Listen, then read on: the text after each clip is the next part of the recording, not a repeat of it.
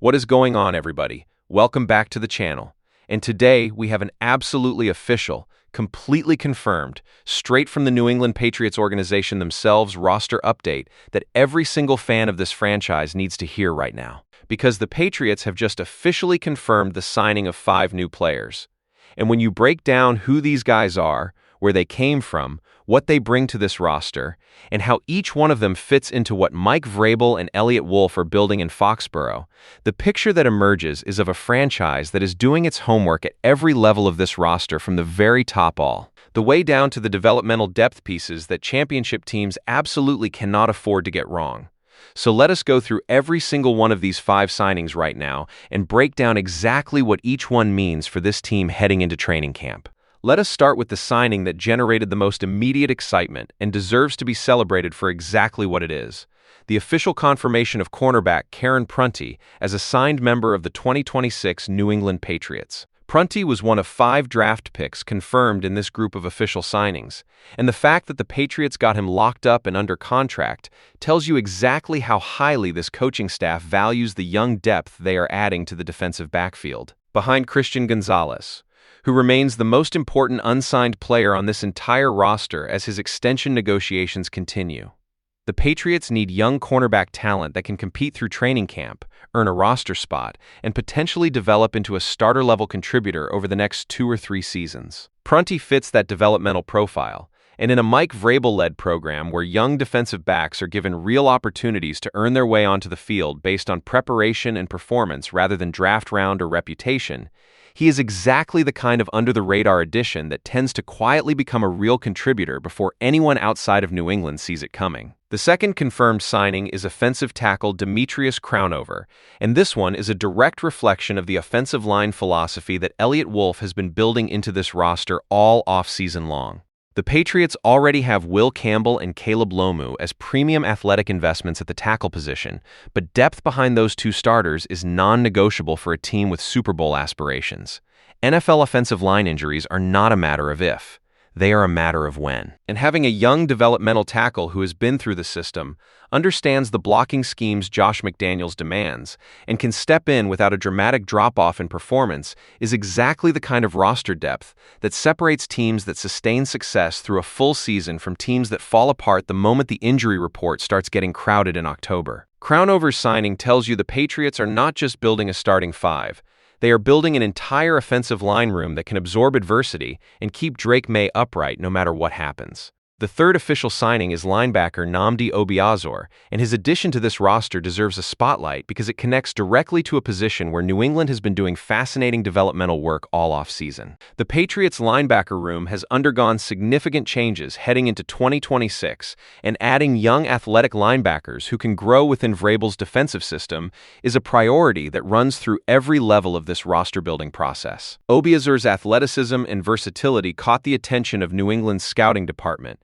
and in a defense that demands linebackers who can cover, blitz, and play downhill against the run with equal effectiveness, his skill set fits the mold of exactly what this coaching staff is looking for when identifying the next wave of developmental contributors. Number 4 on the confirmed signings list is quarterback Behren Morton, and this one tells a very interesting story about how the Patriots manage their roster at every position. With Drake May firmly established as the unquestioned franchise quarterback of this organization, and Jacoby Brissett locked in as the veteran backup on a 1-year deal specifically to provide experienced insurance behind May, adding a developmental third quarterback like Morton is the kind of low-risk, high-upside move that every smart organization makes. Morton brings legitimate football intelligence and arm talent developed at a high level of college football, and spending time in a Patriots quarterback room under the instruction of Vrabel and offensive coordinator Josh McDaniels is one of the best possible developmental environments a young signal caller can find anywhere in the NFL. Even if Morton never takes a meaningful snap in the regular season, the growth he experiences in that room makes him a more valuable asset as a backup or trade piece down the line.